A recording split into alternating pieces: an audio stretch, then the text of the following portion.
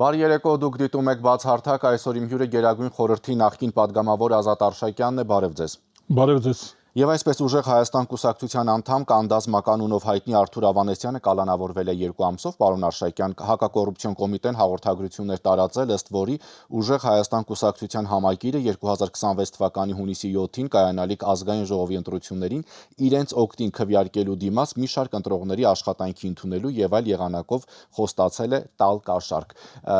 Կխնդրեմ մեկնաբանեք այս հայտարարությունը, բայց նաեւ այն, որ ընդդիմությունը արդեն հայտարարեց, որ լեգենդար հետախույզ Կանդազի նկատմամբ իրականացվողը նախընտրական շոու է եւ դեռ մենք այսպիսի դեպքերի շատ ականատես կլինենք։ Որպեսզի հիասթափվեն, ես կարծում եմ, որ իրավապահ մարմինները պետք է համապատասխան օրինական միջոցներով կասեցնեն այդ կազմակերպության գործունեությունը Հայաստանի Հանրապետության տարածքում, որպեսզի շոու չլինի։ Որ կազմակերպության։ Այդ իրանց ձևով, տարբեր ձևով ուժեղ Հայաստան կամ չգիտեմ տկար Հայաստան, Հիվանդ Հայաստան, այդպիսի անուններով կազմակերպությունը նույնիսկ գրանցելը խնդրեմ է, արտարադատության նախարարությունում այդ հարցն էլ պետք է քննարկվի։ Դա ինչ որ աբորիգենները գալիս են իրենց համար բոժոժներով, ուլունքներով, փափախներով, տրեխներով կազմակերպություն են գրանցում։ Պետք է ինչ որ ցանկ կա, ճիշտ այնպես ինչպես անունների տրակտոր անուն կա, մարդի երեխայի անուն տրակտոր է դնում, ես չգիտեմ ինչ։ Ուրեմն ճիշտ այդպես էլ պետք է որոշակի չափանիշներ լինեն, այդ չափանիշներին չհամապատասխանող հայտերը պետք է մերժվեն։ Այս զտիչ։ Ես կարծում եմ, որ որպեսզի այդ շոուները չշարունակվեն, հարկավոր է անմիջապես պետք է լիցենզիան հետ վերցվի այդ կազմակերպության, արգելվի նրանց քաղաքական գործունեությունը։ Հենց միայն այդ մականունների պատճառով, ծրագրերի պատճառով, հակապետական ծրագրեր, պետությունը լուծարելու ծրագիր ունեն։ Ինչ ծրագիր է, որ դուք համարում եք, որակում եք պետությունը լուծարելու ծրագիր։ Մենք ունենք երկու կարևոր իրադարձություն մեր երկրի եւ մեր ժողովրդի կյանքում։ Առաջինը դա անկախության հանրաքվեն է, որ մեր ժողովուրդը, Հայաստանի Հանրապետության քաղաքացիները հայտարարեցին 1991 թվականի սեպտեմբերի 21-ին, որ ուզում են ունենալ անկախ ժողովրդավարական պետություն, անկախ ինչից անկախ, SNG-ից, SSR-ից, Եվրազիական միությունից, Մաքսային միությունից անկախ ժողովրդավարական պետություն։ Դա արել են 35 տարի առաջ։ Երկրորդ անգամ մեր ժողովուրդը հնարավորություն ունեցավ, մեր ժողովուրդ Հայաստանի Հանրապետության քաղաքացիներին հնարավորություն տրվեց կարծիք հայտնելու, ուր եք ուզում գնալ, Եվրազիական միություն, ոսկե հորդա։ Այդ ամենը բոլորը հիշում են, պարոն Արշակյան, հիմա դուք ասում եք պետությունը լուծարելու ծրագիր ունի ուժեղ Հայաստանը, ո՞րն է այդ պետությունը լուծարելու ծրագիրը։ Հիշողության մասին չի խոսքը, կա Հայաստանի քաղաքացիների ընտրած ուղին, ճանապարհը, մենք ընտրել ենք անկախությունը եւ ընտրել ենք Եվրոմիությունը, այլ կարծիք մեր հասարակությունը, մեր երկրի քաղաքացիները, եթե գուզեք մենք հայերս, այլ կարծիք չենք հայտնել, պաշտոնական կարծիք չունենք, ունենք երկու պաշտոնական կարծիք, մեկը որ ուզում ենք անկախ եւ ժողովրդավարական պետություն ունել, երկրորդը ուզում ենք Եվրոմիության հետ լինել։ Հիմա Սամվել Կարապետյանի կուսակցությունը կամ Սամվել Կարապետյանը իր հպատակներով չի ուզում, չի հաշտվում, չի ընդունում մեր ժողովրդի երկու կարծիքը, անկախությունը չի ուզում եւ Եվրոմիության հետ մերձեցումը չի ուզում, երկուսն էլ մերժում է։ Դա նշանակում է լուծարել հայկական պետությունը, եթե 99%-ը Հայաստանի քաղաքացիների, սովետական Հայաստանի քաղաքացիների 99%-ը մասնակիցների 99%-ը, դա 100% է, ասել են որ անկախություն ենք ուզում, որևէ միության անդամ չենք ուզում լինել։ Ուրեմն դու եթե դրան դու դեմ ես, նշանակում է արտաքսում ես այդ 99%-ին մեր երկրից։ Երկրորդը հարցրել են մենք, ես մասնակից եմ, ակտիվորեն մասնակցել եմ ստորագրահավաքին, կասեցրեցինք 60,000-ից, արդեն անցել էր 10,000-ը, կասեցրեցինք։ Այսինքն երկրորդ կարծիքը դա Եվրոմիությունն է, Եվրազիական միությունը։ Պարոն Արշակյան, Եվրաքվեն մասնակցեց Գյումրու թիմ ընտրություններին։ Այդ դեպքում ինչու նույն Գյումրիում դեպի Եվրոպա գնացողները այդքան, այսպես ասած, մեղմ ասած շատ չեն, քիչ էին։ Չէ, կարող եք եւ խիստ ասել, խայտարակություն տեղի ունեցավ։ Ինչու՞։ Որովհետեւ հին արտահայտություն կա գլխապտույտ հաջողությունից։ Մենք գլխապտույտ ունեինք։ Դուք, այսինքն այդ ուժը Եվրաքվեն։ Եվրաքվեն գլխապտույտ ուներ, այդպիսի հաջողություն մենք ուզում էինք, որ հաջող լինի Եվրաքվեն,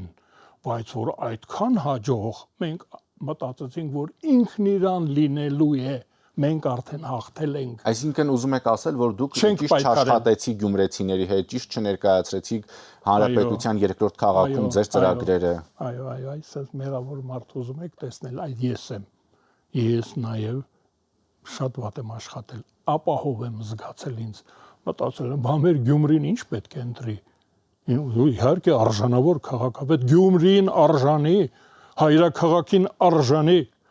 իշխանություն կձևավորվի, գործունյա, բանիմաց, ազնիվ, ջանասեր, Գյումրին ինչ է մեզ համար, ավանդությունները հարգող, ազգային ավանդույթ, մենք իրան կլինի, մենք կարող ենք չգնալ, չմասնակցել ընտրարշավին, եւ մենք ձախողվեցինք, դա նշանակում է միշտ պետք է աչալուրջ լինենք, ոչ մի անգամ կոպիտ ասած մեր սուրը պատյան չդնենք։ Մենք գտնվում ենք վտանգավոր միջավայրում։ Օգտվեցին, այո։ Հիմա տեսեք, դուք խոսեցիք Գյումրու, այսպես ասած, ձեր սխալներից, ձեր թիմի սխալներից, եւ հիմա շատ հաճախ նաեւ խոսվում է եւ այն դեպքում, երբ դուք պարբերաբար ասում եք, որ ընդդիմադիր մի հատված, օրինակ Սամվել Կարապետյան, Ռոբերտ Քոչարյան, Գագիկ Ծառուկյան, եթե հաջողություն ունենան ընտրությունների ընթացքում միավորվելու են, բայց այդ նույն միավորումը մենք այդ մի թևում չենք տեսնում ընդդիմադիր մյուս հատվածում, այսինքն Արամ Սարգսյան, Արման Բաբաջանյան, Լևոն Շիրինյան, դուք ունեք, այսպես ասած, անհաջող փորձ Գյումրիում, ինչու այդ Գյումրիից դասեր չեք քաղել եւ այստեղ միավորում չկա, յուրաքանչյուրը որոշեց գնա իր ճանապարհով, ինչու չեկաք ընդհանուր հայտարարի, խնդիրը ո՞րն էր, որ բոլորը որոշեցին առանձին մասնակցել ընտրություններին։ Գիտեք ինչն է հետաքրքիր։ Ես այս հարցի վերաբերյալ վերջնական կարծիք չունեմ, դեռ մտորում եմ, բայց այսինքն սեղանի վրա դա կա հիմա, հենց հիմա ես դրա մասին մտածում եմ։ Գիտեք, միավորվել նշանակում է նրանց միավորող կա։ Եթե նրանք տարբեր ծրագրեր ունեն, տարբեր գաղափարախոսությունների համակիր են, անձնակազմը իրար նկատմամբ ունի անհամատեղելիություն, գիտեք, այդ օլիգարխները մրցակից են, նրանք չեն կարող նույն տեղում լինել, նրանք մրցակից են մեղմ եմ ասում։ Ու հանկարծ միավորվում են, ուրեմն ինչ-որ մի տեղից նրանք ասում են ստատստրոյ։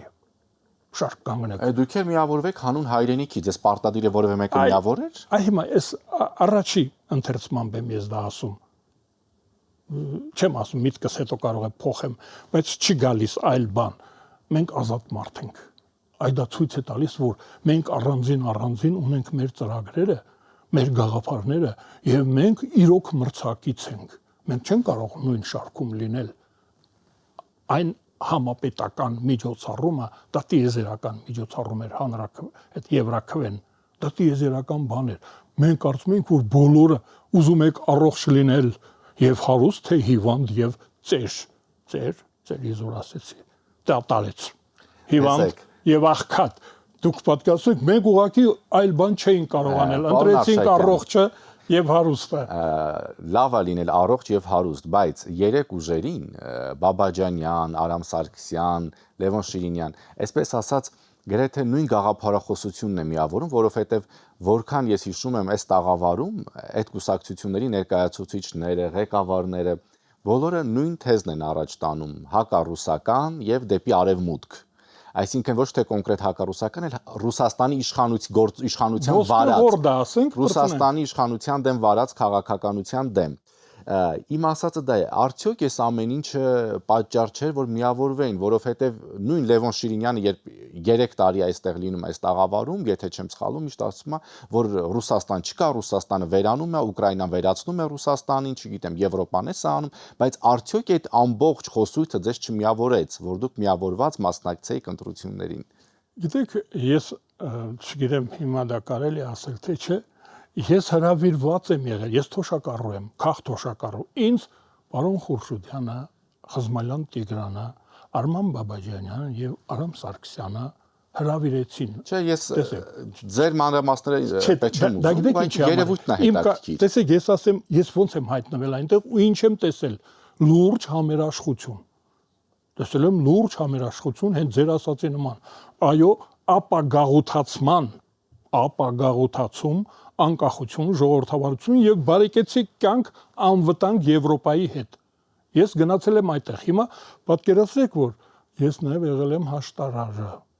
Ինձ միշտ հրավիրել են։ Ձեզանից երևում է, որ դուք միշտ եք հաշտարարի դերում լինում, պարոն Արշակյան։ Հիմա հաջորդ հարցը։ Ռուբեն Ռուբինյանը, ազգային ժողովի փոխնախագահ, տեսանյութ է հրապարակել եւ ասել, որ ընտրակաշառք ընդունելը հանցագործություն է եւ համապատասխան մարմինները վերահսկում են իրավիճակը ոչ միայն Հայաստանում, այլև դրա սահմաններից դուրս։ Ռուբինյանի խոսքով նման գործողության մեջ ներգրաված անձինք կարող են ձերբակալվել Զվարթնոց օդանավակայան ժամանելուն պես։ Եվ մենք իրավունք ունենք նաև նրանց հետապնդելու օրենքով սահմանված կարգով նաև արտասահմանում։ Մեր պետության դեմ ձեռնարկված որևէ գործողություն պետք է հալածվի մեր պետության կողմից։ Ես համարում եմ դա ոչ միայն ընտրակաշառք, այսինքն կաշառքի վրա չի շեշտը դրվում։ Պետությունը զավթելու փորձ կաշառելու միջոցով, այսինքն զավթում, իշխանության զավթում, փողի միջոցով, աշխատանքի միջոցով, աշխատանքի տեղավորելու միջոցով, սպառնալիքի միջոցով, տարբեր միջոցներով իշխանությունը փորձում են զավթել։ Այդ դա է հիմա ձեր ասած անձնավորությունը, մանավանդ մականունով, բայց ով չի կռվել որ։ Այդ ով ասեց, որ եթե մեկը դուք կանդազի մասին եք խոսում Արթուր Ավանեսյան։ Դա նրանց մականուններ ես չեմ լուզում ձեր եթերում հնչեցնել։ Ես դեմ եմ հայ հոյանքներին, ես չգիտեմ դա ինչ է նշանակում, եթե թարգմանենք որոշ մականուններ կան, որ շատ գրեհիկ են, դրա համար ես ձեր եթերում համենայնիվս խուսափում եմ, հա ես դրանք կարող եմ, ես փորձառու եմ, գիտեմ, իմ նման հայհոյող երևի Հայաստանում, եթե մրցում լինի, կարծում եմ մրցանակ կշահեմ, ուրեմն տեսեք, պետք է մենք իմանանք, որ Հայաստանում իշխանությունը պետք է ձևավորվի միայն ու միայն ժողովրդի միջոցով։ Այլ որևէ բան պետական ծանր հանցագործություն է։ Այն մարդիկ պետք է սարսափեն հակապետական գործունեության համար։ Ես կարծում եմ, որ թեթև է այդ հոդվածը, որ կոչվում է կաշառակերություն, կաշառատվություն, պետք է լինի նաև պետական մասը, իշխանության զավթում։ Ես կարծում եմ շատ խիստ պետք է լինի օդանավակայանում, օդում ջրում, գետնի վրա, գետնի տակ։ Մենք պետք է նրանց գտնենք եւ պատժենք, ովքեր որ դեմ են Հայաստանի Հանրապետության գոյությանը եւ ժողովրդավարությանը։ Չեստնի զնակ մակնշման պետական համակարգը, պարոն Արշակյան, կասեցրել է հայկական ջերմուկ հանքային ջրի խմբաքանակի վաճառքը թե օֆլայն, թե առցանց խանութներում Ռուսաստանի Դաշնության։ Կա այսպիսի մի տվյալ, որ 338,000 շիշ, որոնք այժմ արգելափակված են, ստուգումների ընթացքում են, որովհետև պատճառաբանությունը հետևյալն է, որ Ռուսաստանի քաղաքացիների կյանքին ու առողջությանը հնարավոր վնաս պատճառելու դեպքերը կանխելու համար։ Դե ոչ գուցե բարեկամական ակցիա է դա, որ հարկավոր է վերջապես մենք պետք է մեր գլխի ճարը տեսնենք ջերմուկ գրուպը, դիլիջան գրուպը, սիլ գրուպը, մուլտի գրուպը, էլ ինչ գրուպեր կան, գրուպերներ, գրուպենֆյուրեր, այստեղ հարցը որն է, որ տեսեք, այս պահին ջերմուկի մասին է խոսքը, բայց որևէ երաշխիք չկա, որ վաղը դա չի լինի, օրինակ գինիների նկատմամբ կամ, չգիտեմ, գազը, ատոմակայանը, հետախուզությունը, հակաօդային պաշտպանությունը, մարդիկ չգիտեմ ինչ անեն Ռուսաստանի իշխանությունը, էլ ինչ անի 1915 թվականին, երբ որ զորքերը հանեցին մեր հայրենիքից արևմտյան Հայաստանից, մենք պետք է հեռանայինք բանակի հետ ու 150,000 հայ զինվորականների գերմանական ռազմաճակատից հետ կանչեինք Պետերբուրգը, Մոսկվան, Ցարիցինը գրավելով այն երկաթի դիվիզիան գայի, որ բոլշևիկների համար էր կռվում, նա պետք է կռվեր մեր հայրենիքի համար, այդ պետք է հետ գայինք, մեզ ռուսներ ասեցին, երբ որ 1840 թվականին Արմյանսկայա օբլաստը լիկվիդացրեցին, մենք պետք է հեռանայինք Ռուսաստանից։